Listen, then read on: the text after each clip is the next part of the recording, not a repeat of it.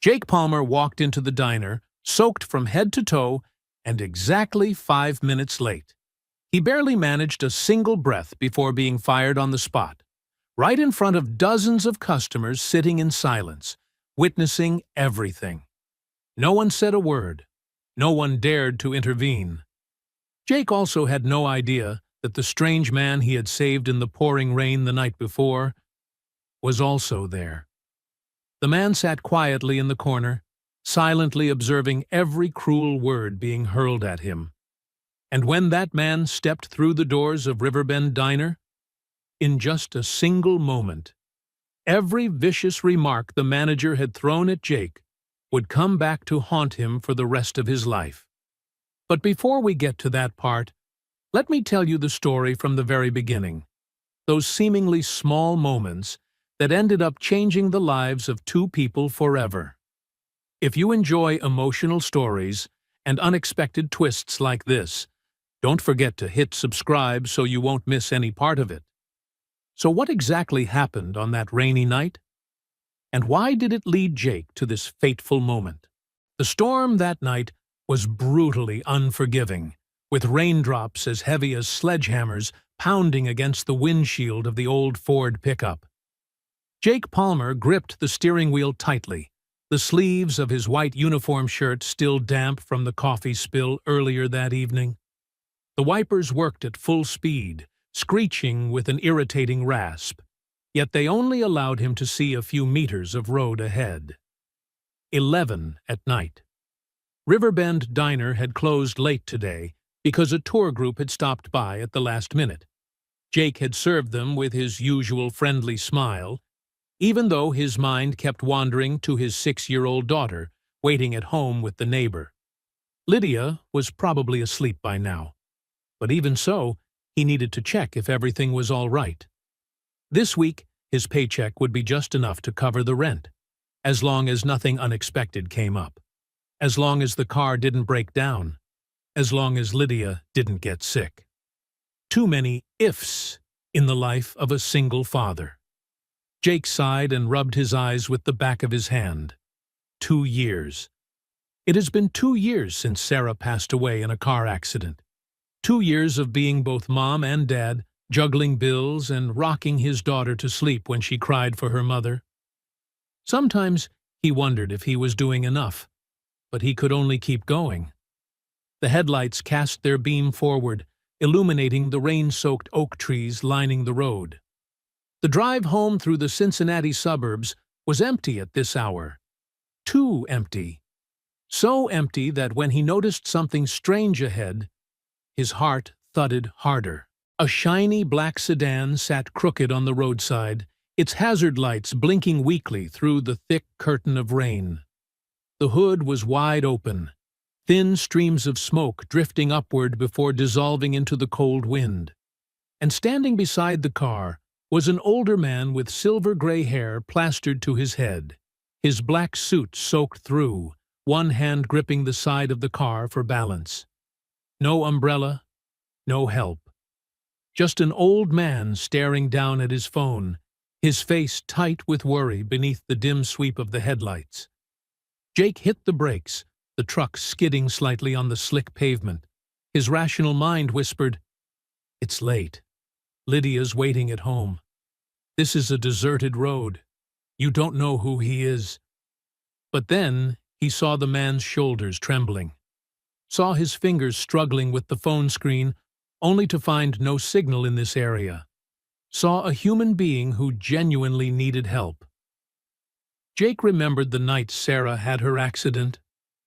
Had someone stopped to help her?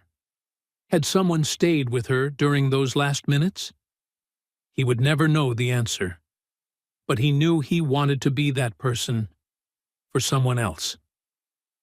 He pulled over and lowered the window halfway. The smell of wet asphalt and engine oil drifted into the cab. "You all right, sir?" His voice carried through the sound of the rain.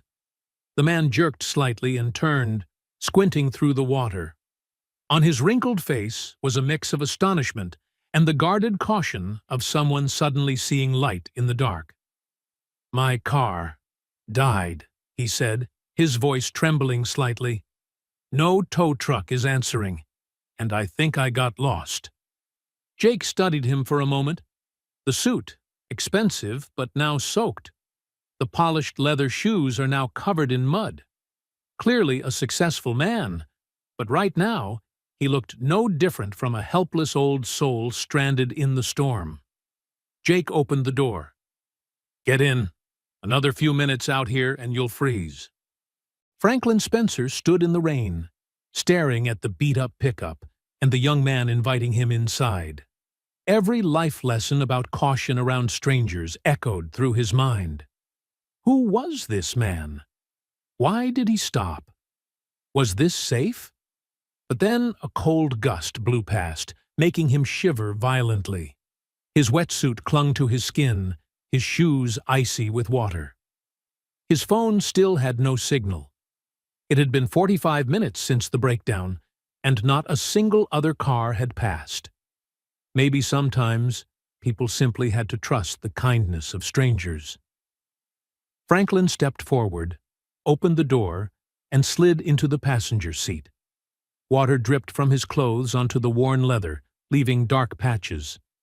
Inside, the temperature was warmer thanks to the old heater humming at full power.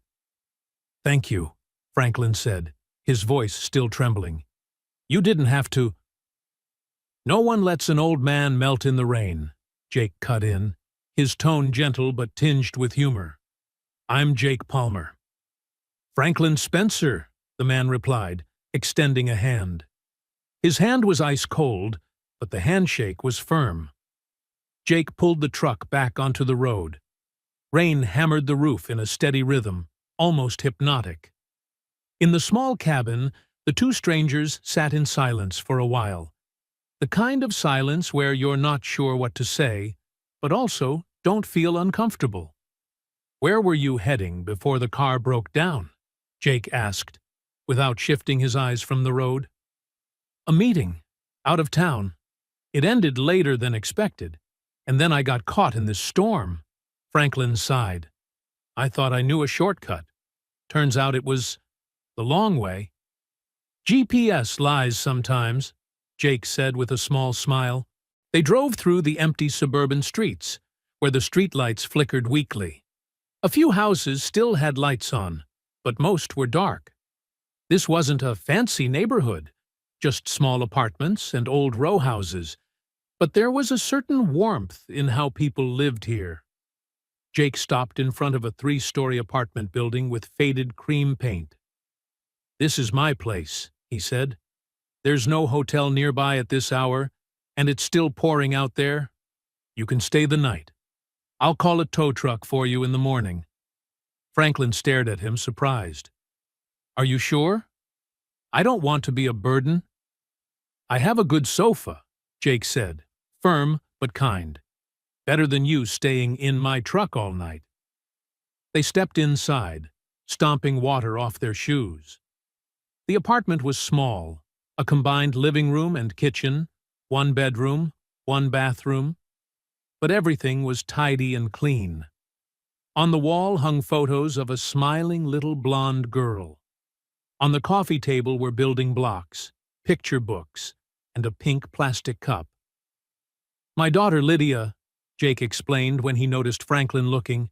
6. She's asleep in the bedroom." Franklin nodded, warmth spreading through him. This young man hadn't just stopped to help a stranger. He had brought that stranger home, where his daughter slept. That was a level of trust Franklin rarely saw in this city. Jake handed him a towel. "You can use the bathroom first. I'll find some dry clothes for you." When Franklin stepped into the small bathroom, the mirror fogged by steam, he caught sight of himself, a drenched old man, looking pitiful. But in his eyes, he saw something he hadn't felt in a long time. Genuine emotion stirred by an act of kindness. 20 minutes later, Franklin sat on the sofa wearing Jake's oversized athletic clothes. In his hands was a steaming bowl of instant soup, its aroma filling the small room. Jake sat on the chair beside him, holding his own bowl, but he looked exhausted from the long day. "I truly appreciate this," Franklin said sincerely. "Not everyone would do what you just did." Jake shrugged. "Just doing the right thing." "But not everyone does the right thing," Franklin said pointedly. "Especially these days." They were quiet for a moment, the rain now softer against the window. Franklin took a sip of soup, then asked, "What do you do, Jake?" "Waiter at Riverbend Diner," Jake replied. "Been there 4 years. Not a dream job, but it pays on time and lets me spend time with my daughter." "And your wife?" Jake fell silent, sadness flickering across his eyes. "She passed away 2 years ago, car accident. Since then, it's just me and Lydia." Franklin felt something tighten inside his chest. "I'm very sorry." "It's all right," Jake said, though his voice wavered. "We're learning to keep going. Lydia, she's everything." Franklin looked at the young man, tired face, yet still a light in his eyes. He had lost his wife, raised a child alone, worked tirelessly, yet still stopped to help a stranger in the rain.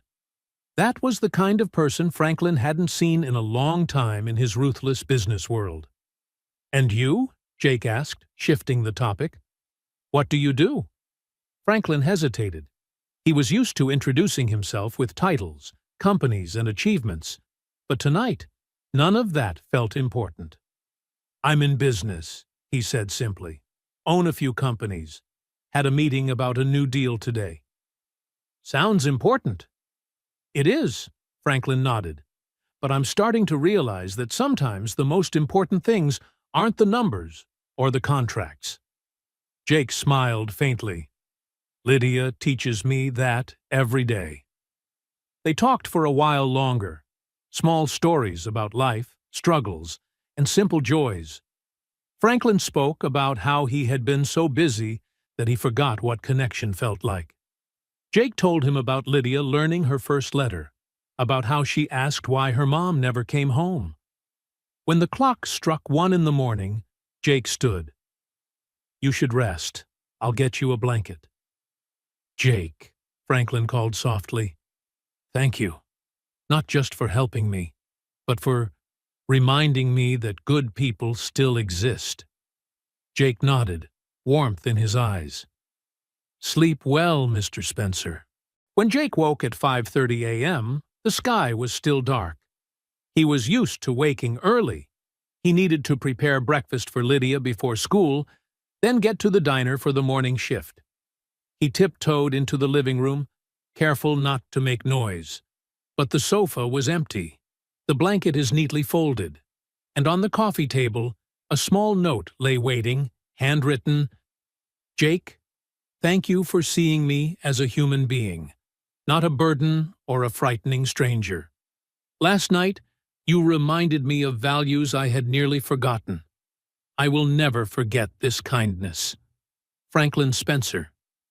Jake smiled softly and tucked the note into his pocket. He didn't think much about whether he would ever see the old man again. It was simply a good deed done, and life would go on. He had no idea that in less than 24 hours, Franklin Spencer would walk into Riverbend Diner. And everything would change. That morning, everything seemed to go wrong from the moment Jake opened his eyes. Lydia woke up with a soft cough, her face flushed. Jake placed his hand on her forehead, warm, but not enough to be considered a fever. She insisted on going to school because there was an art test that day, and she'd been practicing for all week. "Dad, I can draw the horse really well now," Lydia said, her eyes sparkling. "I can't miss it." Jake sighed, brushing his daughter's hair. "All right, but if you feel unwell, you have to tell your teacher, okay?" After dropping Lydia off at Mrs. Wilson's house, the kind neighbor who helped Jake watch Lydia every morning before the school bus arrived, Jake drove back toward the diner. But that was the day the old Ford decided to turn on him. It sputtered, coughed a few times, and then died. "No, no, no," Jake tapped lightly on the dashboard. "Don't do this to me today." 15 minutes and countless attempts to restart it later, the engine finally turned over. But now, Jake was late. Very late. Jake burst into the diner at 7:10 a.m., 10 minutes past his scheduled start time. His shirt was partially damp from the morning drizzle, his hair disheveled. The door chime rang, and instantly every pair of eyes in the diner turned toward him. The morning atmosphere at Riverbend Diner was usually noisy with chatter, the sizzle of frying pans, and the aroma of toast and freshly brewed coffee. But right now, everything suddenly went silent. Behind the register, Shane Bowers was waiting. The diner's manager, 40 years old, hair slicked back to a glossy sheen, his black suit always perfectly pressed. His hard features looked even colder than usual. "Palmer," Shane called his name, his voice loud enough for the entire diner to hear. "Do you own a watch?" Jake swallowed, trying to steady the tremor in his voice. "I'm sorry, Mr. Bowers. My car broke down and—" "I don't care," Shane cut him off, stepping out from behind the counter. His black leather shoes clicked against the tiled floor, each step like a sentence being handed down. "You think your time is more valuable than our customers' time?" "No, sir, but—" "But what?" Shane held out a hand, his voice rising. A few customers at nearby tables turned to look. "You're late. That's the only fact I need." Jake felt his face burn. He glanced around the diner. Colt Ramsey, the cook, stood frozen by the stove, still holding the stirring spoon, but not daring to move. Emma Briggs, the morning shift waitress, stood in a corner, her face pale, eyes full of worry, but silent. "Mr. Bowers," Jake tried to keep his voice calm. "I'm truly sorry. Last night, I helped a man who was stranded in the rain, brought him home. This morning, my car—" "Oh, that's wonderful," Shane sneered. "So you're a hero now, Palmer? Very admirable. But do you know what isn't admirable? Abandoning your job for some touching story." Jake bit his lip. "I didn't abandon it. I was only—" "10 minutes," Shane interjected. "In that time, we had 3 tables waiting. Emma had to serve everyone alone. And you? Where were you? Playing the Good Samaritan?" The customers began exchanging looks. An older woman sitting at a corner table whispered to her companion, "Poor guy." But no one spoke up. Shane turned back to the counter and grabbed a sheet of paper. "Do you have any idea how important today is, Palmer?" Jake shook his head, a sense of dread building inside him.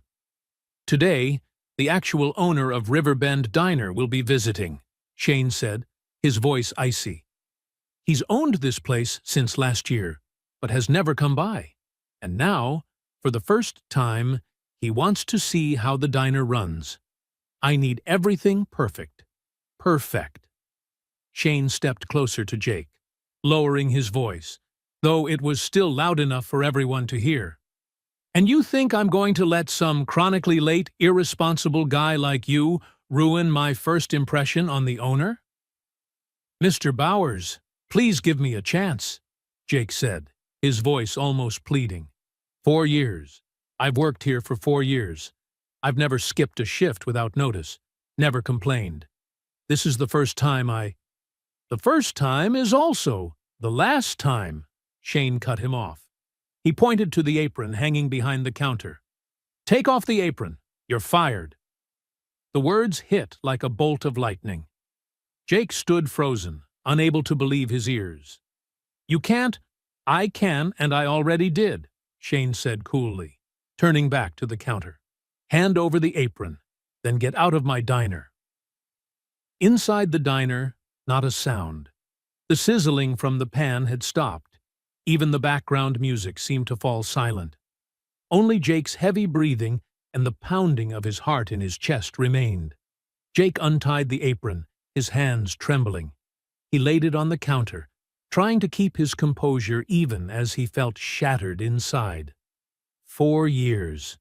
4 years of hard work, sweat, smiles for customers, and extra late-night shifts for a bit more pay. All gone in an instant. "I hope you find another job, Palmer," Shane said with a fake sympathetic tone. "But a word of advice? Next time, care more about your job than about playing hero." Jake didn't respond. He turned and walked away, each step heavy. As he passed the tables, some customers looked at him with pity. Others quickly looked away. Emma stood in the corner, eyes brimming with tears, but she didn't dare say a word. The door chime rang as Jake stepped outside. The drizzle was still falling. Cincinnati's Monday morning sky was gray and cold. Jake stood on the sidewalk, looking back at the diner through the glass window. He saw Shane laughing and saying something to Colt, looking satisfied. As if firing someone made him feel more powerful. Jake wiped the water from his face. Or were those tears? He wasn't sure. All he knew was that he had just lost his job. Lost his only source of income. And Lydia. What would Lydia eat next week? How would he pay the rent? He started walking, shoulders slumped, dragging his feet along the wet pavement. He didn't realize that across the street, a black sedan was parked quietly, and the man inside was watching everything. Franklin Spencer's grip tightened on the steering wheel, his teeth clenched. He had seen it all. Seen how Shane Bowers humiliated Jake in front of everyone. I saw how no one spoke up for him. I saw Jake walk out like a broken man. Franklin looked up at the sign above the diner. Riverbend Diner. He smiled faintly. A cold, determined smile. "So, this is where you work," he murmured. "And this is how they treat you."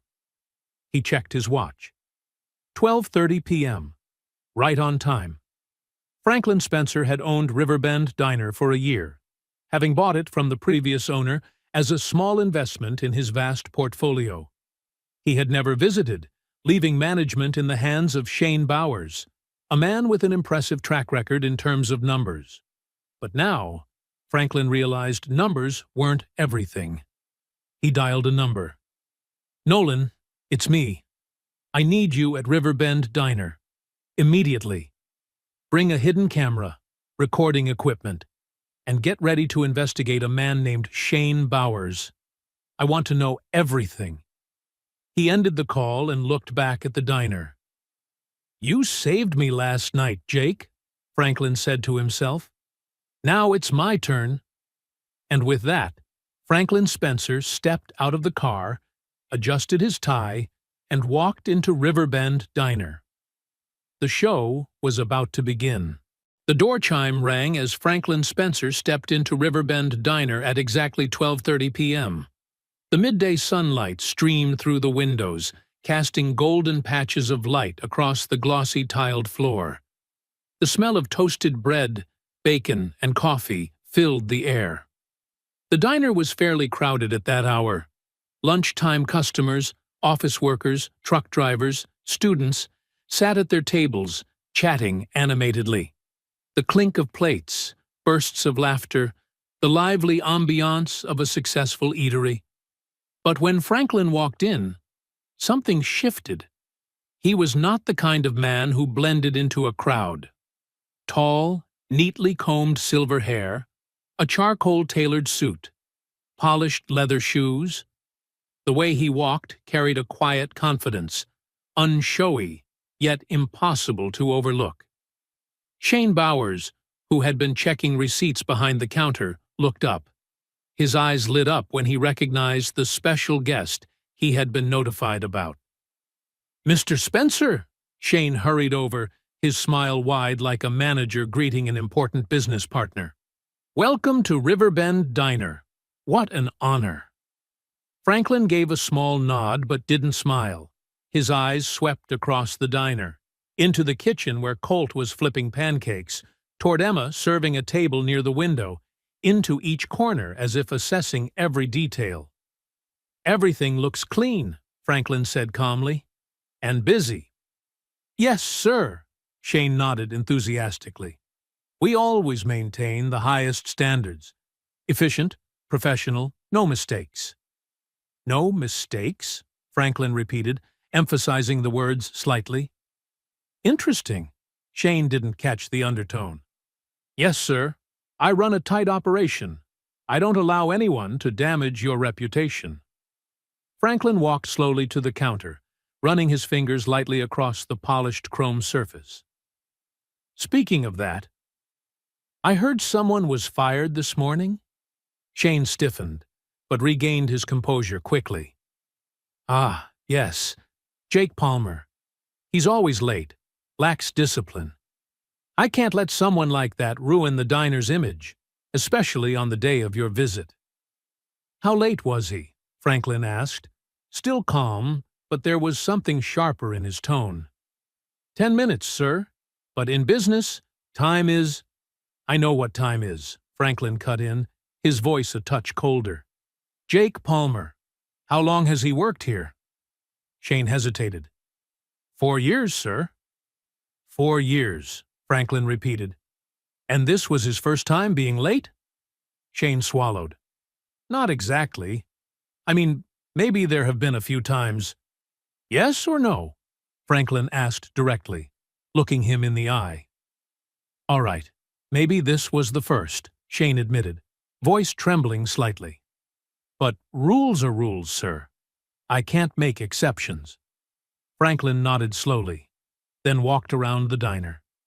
He stopped at the counter where Colt was preparing a dish. You're the cook? Franklin asked. Colt Ramsey, a big man with a beard and hands scarred from years in the kitchen, nodded. Yes, sir. Colt Ramsey. Jake Palmer. Do you know him?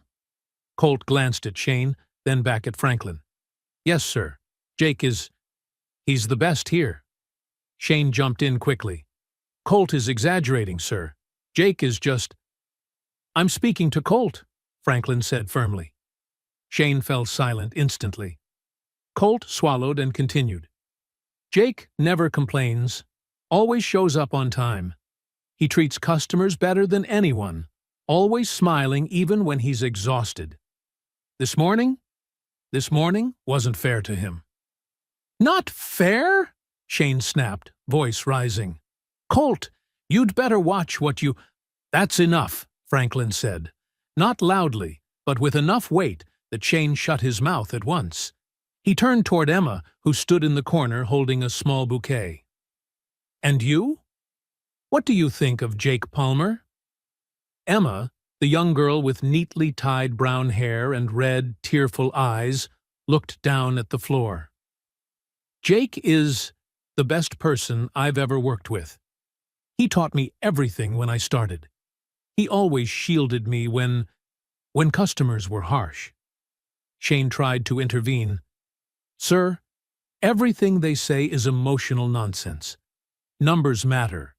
And— Franklin turned toward him, his stare icy enough to silence him. Call Jake Palmer back, Franklin said. Shane's mouth fell open. Sir? Call Jake Palmer back, right now. But sir, I just fired him. And I'm asking you to call him back, Franklin repeated, his tone no longer patient. Or do you need me to explain it more clearly? Shane gulped, sweat beginning to form on his forehead. Yes, sir. I'll call him right away. Jake was sitting in his truck, his hands trembling around his phone. He had just called Mrs. Wilson, telling her he might pick Lydia up late today because he needed to look for a job urgently. The kind older woman reassured him that it was fine. But Jake was anything but fine. His mind swirled with images of unpaid bills, an almost empty fridge, and Lydia's shoes, now too small, he still couldn't afford to replace. His phone rang. Unknown number. Jake hesitated, then answered. Jake Palmer? Shane Bowers's voice came through, void of arrogance this time. Instead, he sounded anxious. Yes? You need to come back to the diner. Right now. Jake frowned. You just fired me. I know, but something important has come up. Please, come back. As fast as you can. What is it?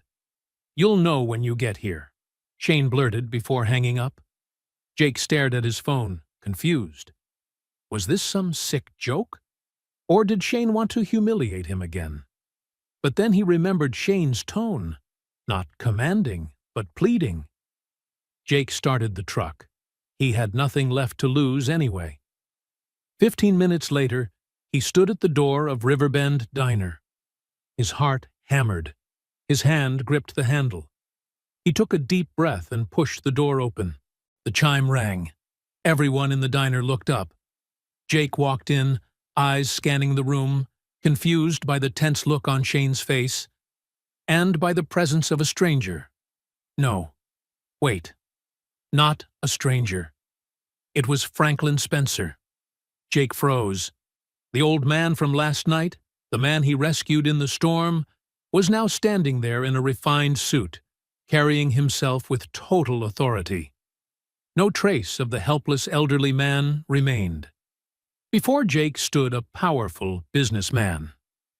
"Jake," Franklin smiled lightly and stepped forward. "Thank you for coming back." Mr. Spencer?" Jake stammered. "What are you doing here?" Franklin didn't answer immediately. Instead, he turned to face the entire diner. His voice rang out clear and firm. "Allow me to introduce myself. My name is Franklin Spencer, the owner of Riverbend Diner." A wave of whispers rippled through the diner. Customers exchanged surprised looks. Emma's mouth dropped open. Colt dropped his spoon in the kitchen. And Jake? His head spun. You're the owner?" "That's right," Franklin nodded. "And last night, you rescued me when I was stranded in the rain. You didn't know who I was. You didn't care whether I was rich or poor. You simply saw a human being who needed help." Franklin turned toward Shane, his eyes icy enough to cut glass. "And this morning, you fired that man because he was 10 minutes late, after a night spent helping a stranger." Shane's face drained of color. "Sir, I didn't know. If I had known it was you." "If you had known, would you have acted differently?" Franklin asked sharply. "That is precisely the problem, Mr. Bowers. You only respect people with power, not people who deserve respect." Shane opened his mouth, but no words came out. Franklin stepped beside Jake and placed a hand on his shoulder. "Jake Palmer, you reminded me of something I nearly forgot in the business world. Selfless kindness, unconditional decency. Therefore, I am making this decision publicly." He turned to the entire diner. "Jake Palmer is reinstated immediately. Furthermore, starting today, he is co-manager of Riverbend Diner." The diner fell silent for a heartbeat. Then, from the kitchen, Colt began clapping. Emma joined in.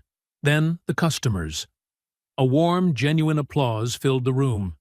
Jake stood there in disbelief. Tears stung his eyes. He blinked them back. "Sir, I don't know what to say." "You don't need to say anything," Franklin smiled. "You did what was right. I'm just returning the favor." Shane stood frozen, pale as paper. And what about me, sir?" Franklin looked at him and sighed. "You'll remain manager. But from now on, you will learn to respect people, not just numbers. And if you ever repeat what you did today—" He left the sentence hanging, but the message was unmistakable. Shane bowed his head. "Yes, sir." And with that, a new chapter for Riverbend Diner began. 3 weeks had passed since the day Franklin Spencer announced that Jake Palmer was co-manager. Riverbend Diner still opened its doors, still served breakfast, lunch, and dinner as usual. But the atmosphere inside was completely different. Jake was sitting in the small room behind the kitchen, the office that previously only Shane was allowed to step into. An old wooden desk, a computer, and drawers full of receipts and ledgers. Jake had never imagined there would be a day he'd sit here, not as an employee being called in to be reprimanded, but as someone with the authority to make decisions. But along with that authority came responsibility, and it felt heavier than he had expected. He flipped through each financial report, his eyes lingering on the columns for revenue, expenses, and profit. Something wasn't right. A few expense items had spiked suddenly over the past 3 months, with no clear reason. The cost of supplies was higher than average, and some cash transactions were not fully recorded. Jake frowned and wrote down the irregularities in a small notebook. It could just be accounting errors. It could also be busy. Jake looked up. Shane Bowers was leaning against the doorway, arms crossed, a strained smile on his face. Ever since Franklin's decision, Shane had become different. He no longer shouted, no longer acted like he was above everyone else. Instead, there was a cold, icy silence about him. The kind of silence that was more unsettling than anger. "No, I'm just looking over some reports," Jake said, closing the notebook. "Do you need anything?"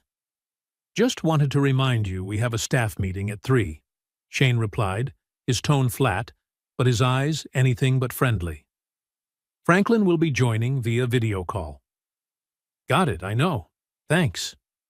Shane still didn't leave right away.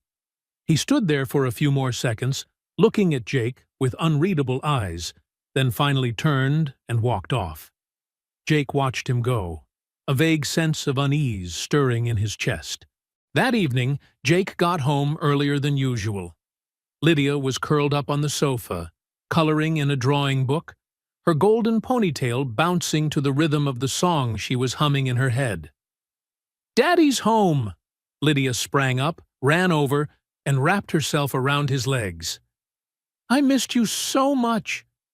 Jake bent down and lifted his daughter into his arms, breathing in the familiar scent of children's shampoo.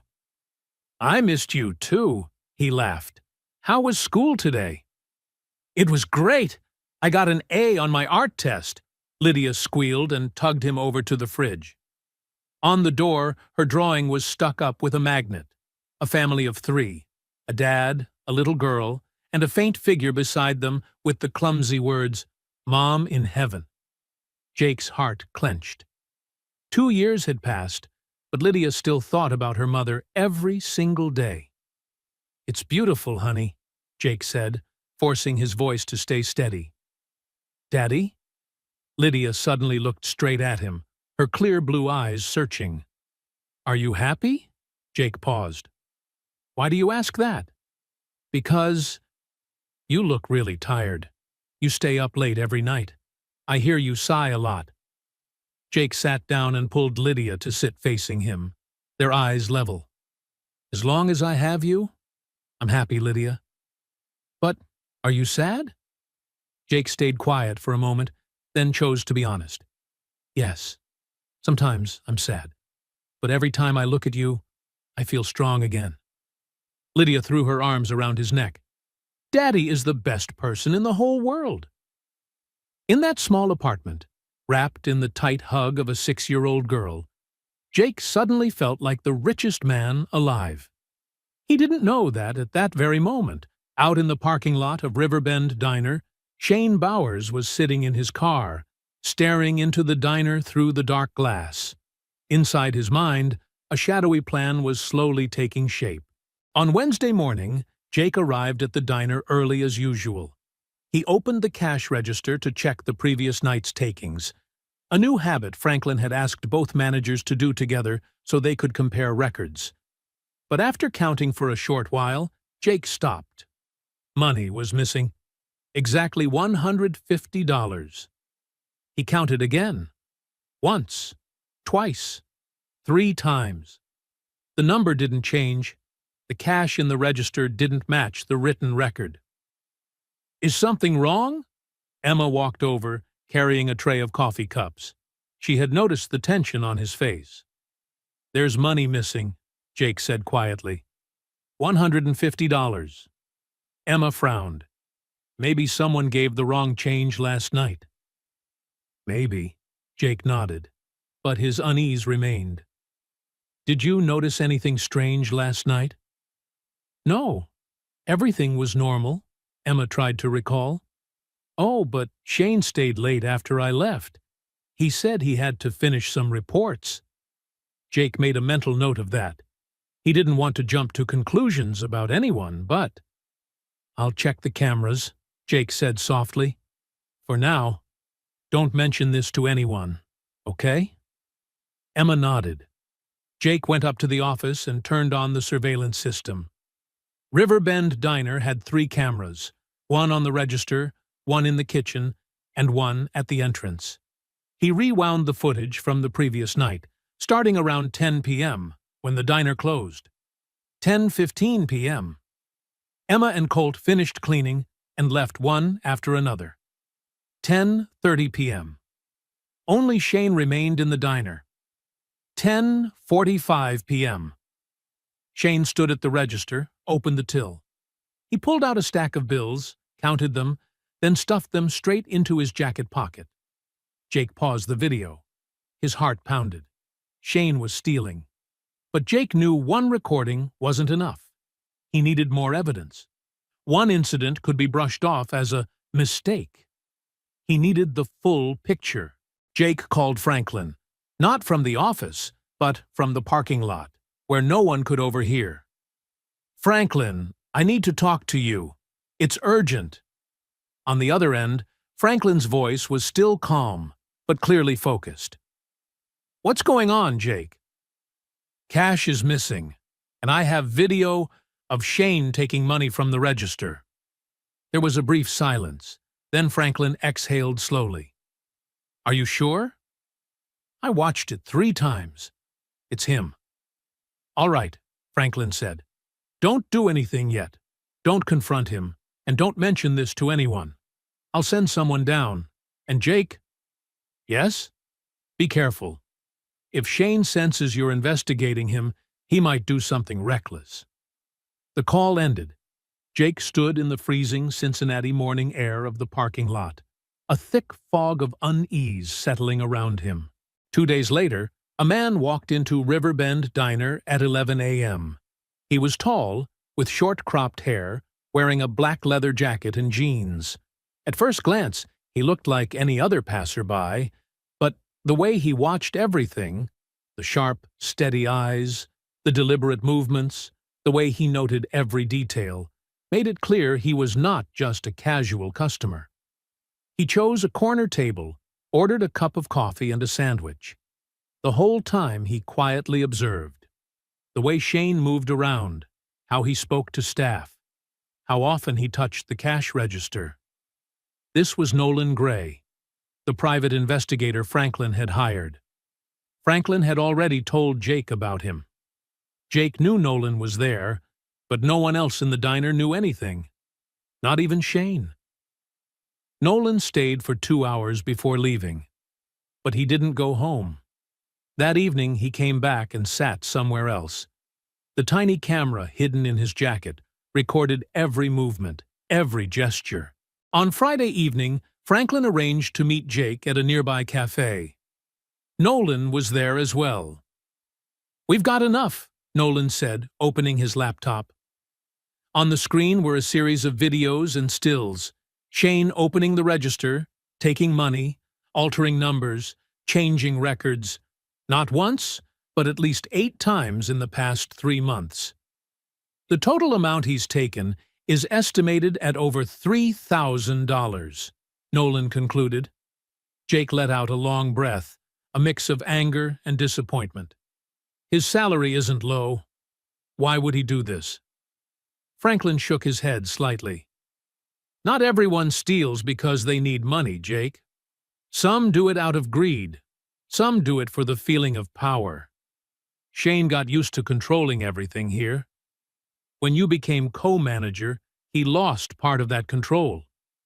This is how he tried to take it back. So what do we do now? Jake asked. Franklin looked at Nolan, then back at Jake. We confront him, but not in private. in front of the whole staff. I've already called the police. Jake swallowed. When? Monday morning, Franklin replied. I'll fly to Cincinnati. We're going to put an end to this.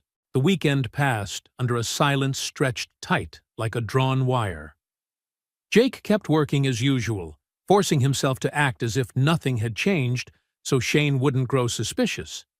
But every time he saw the man, his fake smile, the way he talked to customers like he owned the place, anger surged up inside him. On Sunday night, Jake could barely sleep.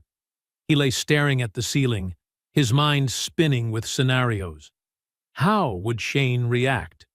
Would he confess? Or deny everything and try to pin it back on Jake? A soft knock on the door pulled him out of his thoughts. Dad? Lydia's voice came. Come in, sweetheart. She opened the door, clutching her teddy bear, shuffling over to the bed. I can't sleep. Jake lifted the blanket. Come here. Lydia slid in beside him. You're worried about work, aren't you? Yeah, a little, Jake admitted. Because of your job? Yeah, that too. Lydia was quiet for a moment, then said, Mom used to say that when you're worried, you just have to look up at the stars and remember she's up there watching you. Jake's chest tightened. She was right. She's watching you too, isn't she? Jake gave a sad smile. I'm sure she is. The two of them lay still like that until Lydia drifted off, still hugging her teddy tightly. Jake looked at his daughter and whispered softly, Sarah, do you see this? I'm trying to do the right thing. For her. For our family. In the darkness, a delicate sense of peace seemed to settle over the room, as if someone were gently placing a hand on his shoulder, saying, Keep going. It's going to be all right. Monday morning was coming, and with it, the moment everything would change. Monday morning, Riverbend Diner opened like any other day. Customers came and went, placed orders, ate breakfast, and chatted noisily. No one knew that in just a few hours, everything in the diner would be turned upside down. Jake arrived at 6:30, earlier than usual. In his pocket was a USB drive containing all the video evidence. Franklin would arrive at 9. The police had already been notified and would show up at 9:30. Shane appeared at 7. He greeted Jake perfunctorily, then went straight into the office, completely unaware of the storm about to hit. Colt and Emma arrived afterward. Colt glanced quickly at Jake's face and clearly saw the tension there. You okay? Colt asked quietly. I will be, Jake replied. Today is going to be a long day. At 8:45, Franklin Spencer walked into the diner. He wore a neat gray suit, his expression grave and serious. Walking beside him was Nolan Gray, holding a briefcase. Shane, who was standing at the counter, jumped when he saw Franklin. Mr. Spencer, I didn't know you were coming today, Shane said, trying to keep his voice steady. I didn't announce it, Franklin replied, his tone cold. Jake, call all the staff out here, right now. 5 minutes later, the entire Riverbend Diner staff, Colt, Emma, and 2 part-time employees had gathered in the service area. The customers in the diner sensed the heavy atmosphere, gradually stopped eating, and turned to watch. Franklin stood in the middle, Jake beside him. Shane faced them, his face gradually turning pale. I'm here today to deal with a serious matter, Franklin began. For the past 3 months, Riverbend Diner has repeatedly lost cash in mysterious ways. At first, we thought it was an accounting error. But, after investigating, we discovered this is not an error. Shane swallowed hard. Sir, what exactly are you implying? I'm not implying anything, Franklin said flatly. I'm accusing. Shane Bowers, you have embezzled more than $3,000 in cash from this diner's register over the past 3 months. The air seemed to freeze. Emma let out a sharp breath. Colt stood rooted to the spot. Shane stepped back, his face chalk white. "That's slander!" Shane shouted. "I would never—" "Nolan?" Franklin nodded. Nolan Gray opened his laptop and turned the screen toward everyone. The video played, Shane opening the register, pulling out money, stuffing it into his pocket. Then another video. Then another. Everything was clear, sharp, and impossible to deny. Sweat rolled down Shane's forehead. That's fake. Jake staged it to frame me." "Staged it?" Franklin repeated, his voice icy. "Then how do you explain your fingerprints on these bills?" He opened a clear evidence bag. Inside were bills that had been marked beforehand. "We marked a number of bills in the register last week. And last night, you were the one who took them." Shane shook his head frantically. "No, that's not what happened." "We also checked your bank statements," Nolan added. "The cash deposits do not match the legal income you reported. You tried to hide it, but not well enough." Shane whipped around to glare at Jake, his eyes filled with hatred. "This is all because of you. Before you showed up, I was the only manager here. Then he promotes you, some nobody waiter, and makes me lose face in front of everyone." "So that means I deserve to have you steal from me?" Jake asked, his voice calm but pained. "I always respected you. I never wanted to take your place. But you chose this path yourself." Shane opened his mouth, but no words came out. The door to the diner opened. 2 police officers stepped inside. "Shane Bowers?" one officer called out. Shane turned and saw them, and it was as if all the strength drained from his body. His shoulders slumped. "You are under arrest for theft and falsifying financial records," the officer said, taking out a pair of handcuffs. The metallic click of the cuffs echoed as they locked around Shane's wrists. He turned his head to look at Jake one last time. "You think you've won, don't you? You're just some guy who got lucky. Without Franklin, you're nothing." Jake looked him straight in the eyes. "Maybe that's true. But I don't need power to be a decent human being. And that you never understood." Shane was led outside. The door chime rang softly again as it closed behind him. This time, for good. Inside the diner, silence stretched on for a few more breaths. Then Colt was the first to clap. Emma followed. A few customers joined in. The applause rose, not the kind of applause for show, but the kind that belongs to justice. Franklin stepped up beside Jake and placed a hand on his shoulder. "You did the right thing. Not everyone has the courage to face the truth." Jake nodded, his throat tightening. "Thank you, Franklin. For everything." "No," Franklin shook his head. "I should be thanking you. You reminded me what truly matters." They shook hands, not just as owner and manager, but as friends, as 2 people standing together on the side of what's right. Spring returned to Cincinnati, cherry blossoms blooming along the banks of the Ohio River, the rows of trees softening into gentler colors. Riverbend Diner was now a far cry from what it had been 6 months earlier. Outside, a new sign had been hung. Riverbend Diner, where kindness is served. Inside, the space had been refurbished, brighter, warmer. On the walls were framed photos of staff and customers, smiles, everyday moments filled with meaning. Jake stood behind the counter. He no longer wore the old server's uniform, but a simple shirt and neat slacks. His hair was trimmed cleanly, and his eyes no longer held that dull exhaustion.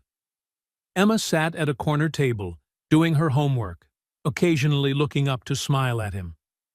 Thanks to Franklin's help, Jake had been able to send his daughter to a better private school, one where they encouraged and nurtured her artistic talent. Emma Briggs was now the shift lead, training 2 new employees. She was quick, confident, and smiled much more than before. Colt was still in the kitchen, but he now had an assistant, no longer forced to shoulder everything alone like he once did. That evening, Franklin stopped by the diner. He sat at his usual table, ordered a cup of coffee and a sandwich as always. Jake brought the food out himself and sat down across from him. "Revenue is up 40% compared to 6 months ago," Jake reported. "More regulars are coming back. We've also gained quite a few new 5-star reviews on Yelp." Franklin smiled. "I already know, but what matters more is, are people happy?" Jake looked around the diner. Emma was chatting and laughing with customers. Colt was working while whistling in the kitchen. In the corner over there, his daughter Lydia was busy sketching another new picture. "Yes," Jake said softly. "Everyone is much happier than before." "Then that's enough," Franklin replied. They sat in silence for a while, sipping their coffee, listening to the distant sound of the Ohio River flowing gently outside. "Franklin," Jake spoke up, "there's something I've always wondered. That night, in the rain, did you know I worked at Riverbend Diner?" Franklin shook his head. "No. Back then, I only knew you were a good man who stopped his car. The fact that you worked at this diner was just a beautiful coincidence." "A coincidence?" Jake smiled. "Or fate?" "Maybe a bit of both," Franklin replied. "But I believe this: when people do something kind, the universe will find a way to bring it back to them." A few weeks later, Jake stood outside the diner on a late evening. It was drizzling again, just like the night he first met Franklin. But this time, his heart was no longer weighed down with anxiety. An old car sputtered and died at the side of the road. An older man stepped out, bewildered, looking around. His phone had no signal. Jake didn't need long to think. He stepped out from under the awning and walked toward him. "Do you need some help, sir?" The man turned, slightly startled. "My car just died. I don't know what to do." Jake smiled. "Get in my truck. I'll drive you somewhere safe." As the vehicle rolled forward in the rain, Jake suddenly remembered Franklin's words. "Kindness doesn't need a reason. It only needs to be done." 6 months later, a short article appeared in the Cincinnati Enquirer. "A small diner with a big philosophy. Riverbend Diner becomes a community symbol." Riverbend Diner, located by the Ohio River, is not only a place that serves good food, but also a testament to the power of kindness. Run by Jake Palmer and Franklin Spencer, the diner has become a place people come to not just to eat, but to feel the warmth of community. When asked about the secret to success, Jake Palmer simply replied, "We treat people as human beings, not just customers. That's it." And on another rainy afternoon, on another road, someone else stopped their car to help a stranger. The circle of kindness kept on turning. The story of Jake Palmer and Franklin Spencer is not just about a single father being pulled back from the edge. It is a story about how one very small act of kindness can transform an entire life, not only for the person who receives it, but for the one who gives it. In a world that is becoming colder and more hurried, people easily forget that humans still need humans. That kindness is not a sign of weakness, but a mark of strength. Jake reminded Franklin of the human side behind the numbers. Franklin gave Jake a second chance, and together they created a place where kindness is not exploited, but honored. That place is Riverbend Diner, and it could also be the story of all of us. Finally, if you've stayed with me until now, thank you so much for spending your time on Jake and Franklin's story. If you believe, like I do, that even one small act of kindness can change the course of a life, then please don't leave in silence. Hit subscribe so you don't miss the next stories. If this story touched you, please like the video and share it with someone you think needs to hear it. And before you click away, Leave me a comment. Has someone ever helped you on a really bad day? I'll read each and every comment. See you in the next story.